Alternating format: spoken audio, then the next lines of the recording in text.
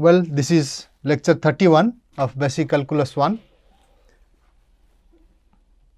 In the last 1 or 2 lectures, we had discussed how to compute area of certain type, that is area between two curves, and then on the left you have a line x equal to a, on the right you have x equal to b. Then such an area can be converted to an integral, definite integral a to b, and then some function, that is f of x minus g of x dx, where f x is the top curve and g x is the down one. So, basing on that we have solved some problems. Today we will be talking about another such application of integrals. It will be volumes of solids, and specifically we will be doing volumes, computing volumes by slicing that. So, there are other methods, we will cover them slowly. Let us look at this particular method, volumes by slicing. So, let us consider a solid whose projections on the x axis give us the points x equal to a and x equal to b, which means within these two planes, x equal to a is a plane now in 3D.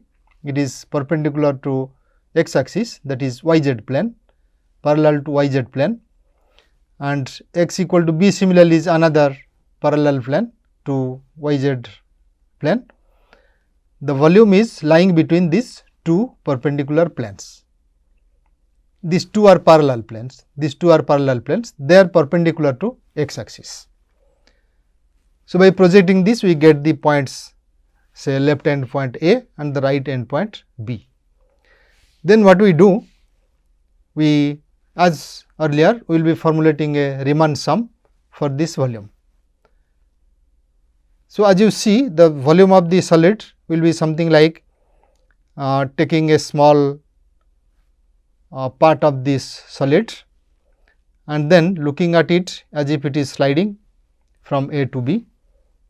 So, say we take, that means it will give rise to some sub interval, say xi minus 1 to xi.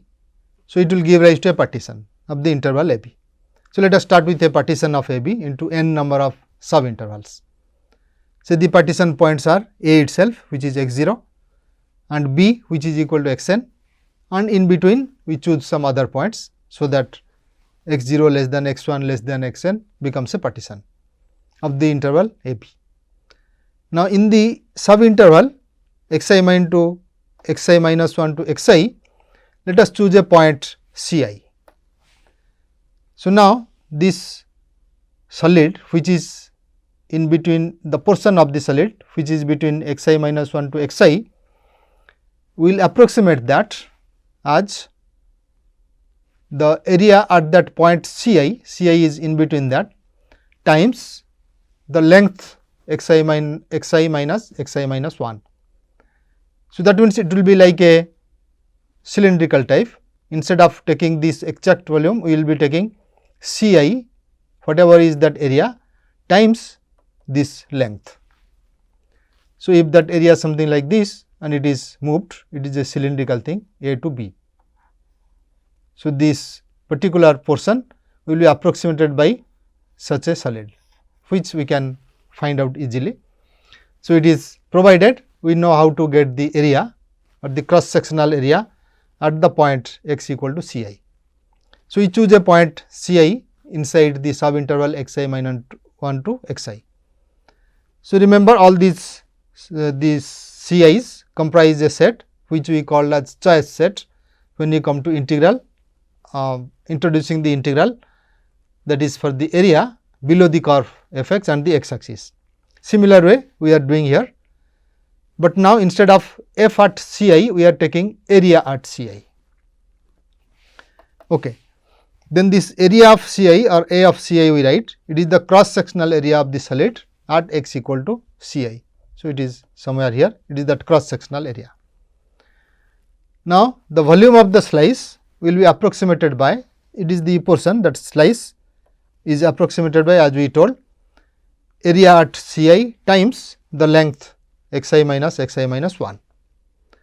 Then we form the Riemann sum.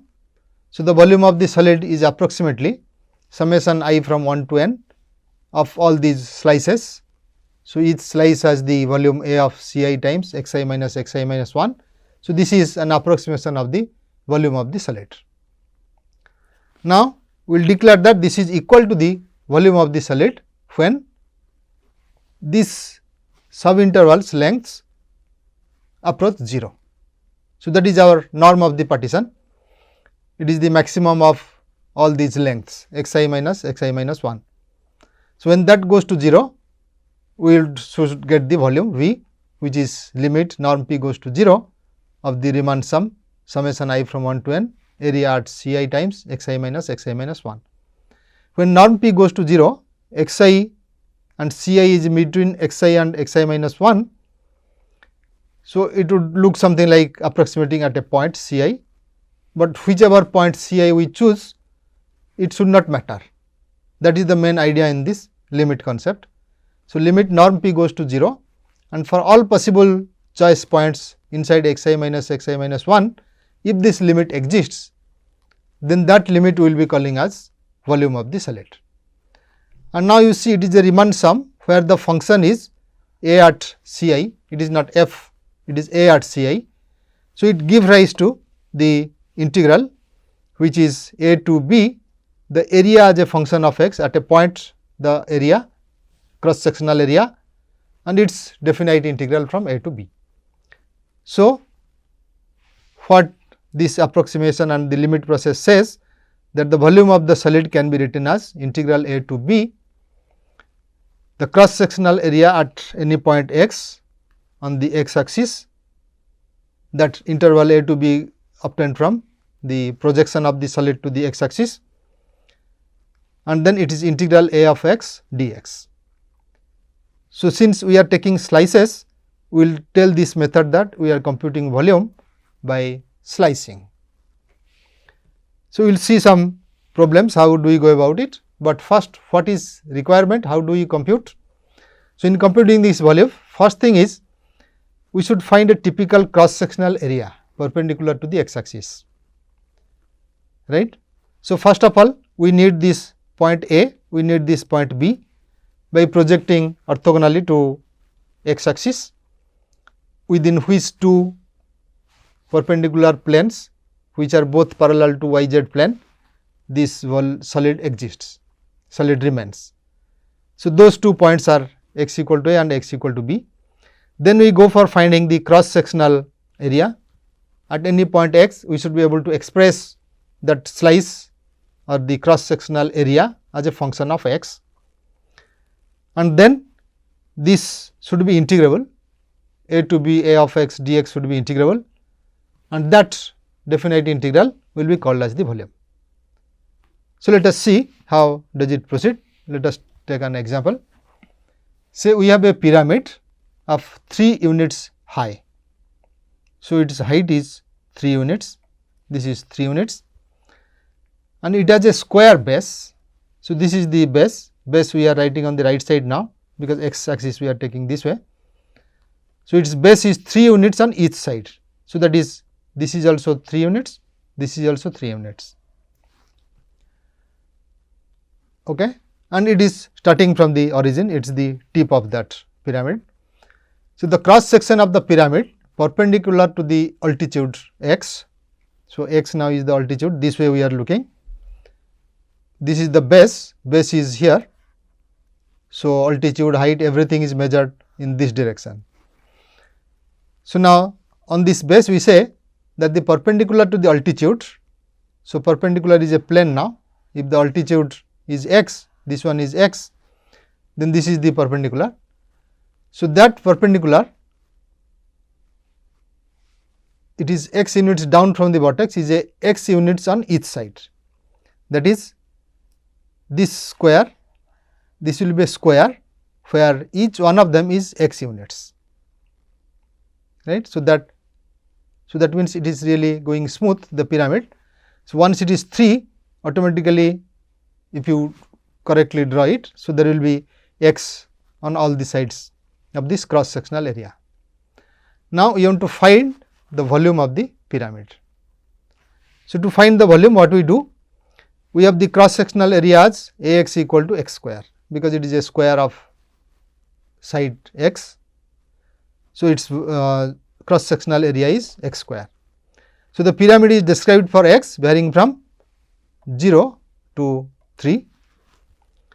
Hence, the volume will be integral of 0 to 3 cross sectional area, which is x square dx, and that turns out to be x cubed by 3 evaluated at 0 and 3, that gives 9. So, the main problem is to plot or have a figure which corresponds to the legends or story given in the problem. Once that stage is over, it is just a formula we have to apply. Okay, let us go to example 2. So, here what happens? A curved wedge is cut from a cylinder of radius 3 by 2 planes. So, we have a cylinder. So, imagine it is going this way, standing like this. Okay. On the xy plane, you have its base, and it is standing on the xy plane. So, that is what a cylinder will look like, and the downside, it is a circular cylinder. So, it is a circle, that base is a circle of radius 3. So, now such a cylinder is cut by 2 planes. So, one plane is perpendicular to the axis of the cylinder. So, axis of the cylinder is this one. So, to that it is perpendicular, that is, we will take that as the yz plane itself, right. So, this is the z, this is xy plane, because this is z axis, we will be taking the axis of the cylinder. So, we have in the plane xy, there is one plane. Let us choose our x axis and y axis in that base itself. So, that is one plane, and the second plane crosses the first plane at an angle of 45 degree at the center of the cylinder. So, the other plane is this one, this plane. So, that is cutting the cylinder at an angle of 45 degree. So, if you take any straight line on this and any straight line down, so that will be 45 degree. So, which we wrote here 45 degree. Then at the center, so we want to find the volume of the wedge. So, it is one side only we get, the other side we do not get. Okay. So, whatever is really painted, that corresponds to this problem. Okay. So, now the question is, how do we compute? So, let us erase these things, so that this will be clearer. So, now the picture of the wedge looks like this with our choice of the planes. So, now we have the base and x axis there. So, this radius is 3, and it makes the other plane is making 45 degree with this plane. Okay. So, all that we want to see is that we want to compute it by slicing. So, let us take a perpendicular to the x axis, which is parallel to yz plane, and make a slice from this.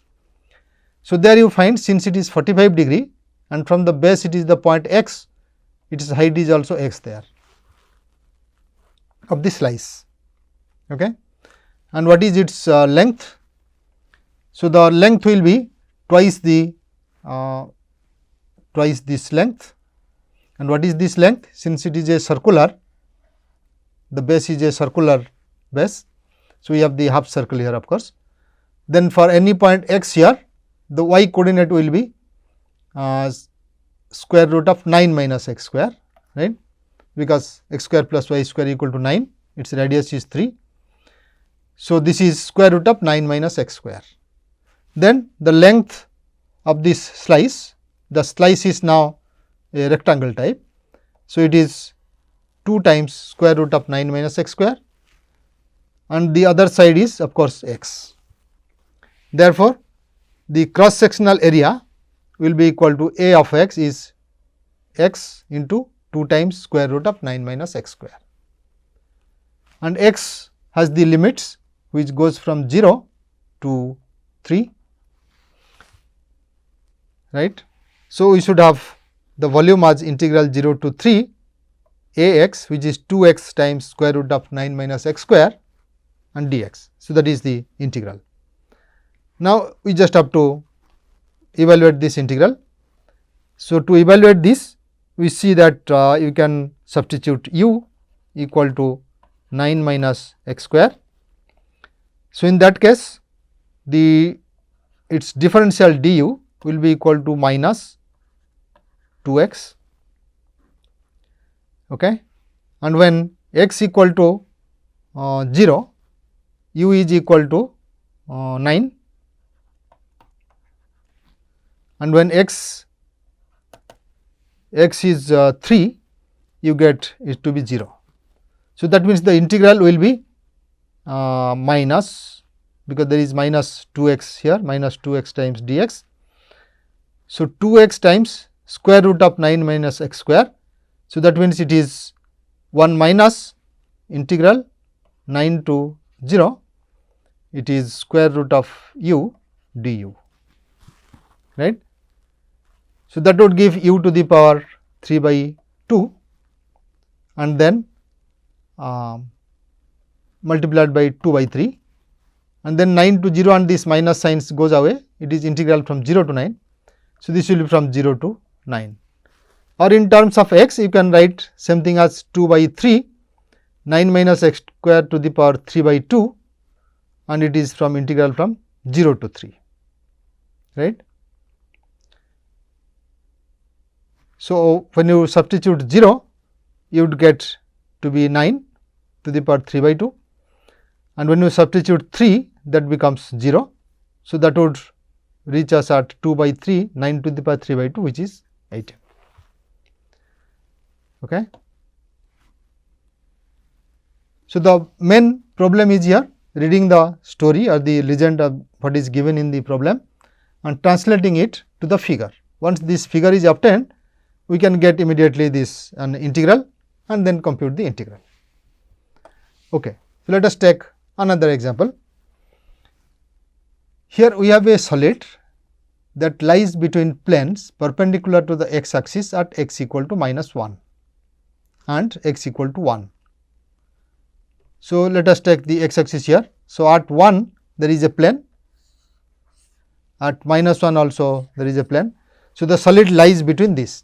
So, that means its projection on the x axis yields us 2 points, a equal to minus 1, b equal to 1, that is already given.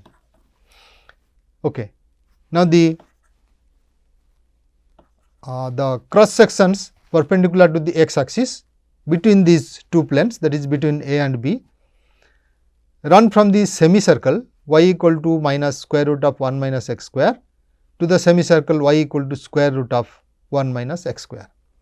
So, that means we have a circle really, x square plus y square equal to 1, that is what it says, cross sections perpendicular to this. So, that run between these two. So, we have a circle x square plus y square equal to 1. Okay. So, what is that circle? It is cross sections perpendicular to the x axis. So, if you take the cross sections, these planes run from this circle to this. So, that gives the binding of the cross sectional area. Now, you want to find a formula for the area of the cross section of the solid perpendicular to the x axis. So, the cross sectional area is painted here in brown. So, such a cross sectional area we want to find it out. Okay. The solid is such that always it will lie between this circle, that is within this circle you have to take the cross section. So, all that we have to get is, it is a circular type, we want to find what is its radius, and that would give the answer. So, the radius will be square root of 1 minus x square, because these are the two limits at any point x, right. So, it is the circle x square plus y square equal to 1. So, once you take the cross sectional area, that will have the same radius. Okay. So, once we go up to x here, and this one will be in the y. So, y will be square root of 1 minus x square, that is the radius of the circle, which is the cross sectional area. So, once you get its radius, its cross sectional area is pi times r square, which is pi into 1 minus x square. Of course, if you want to find the volume of the solid, then you integrate from -1 to 1 this one, that would give the volume of the solid.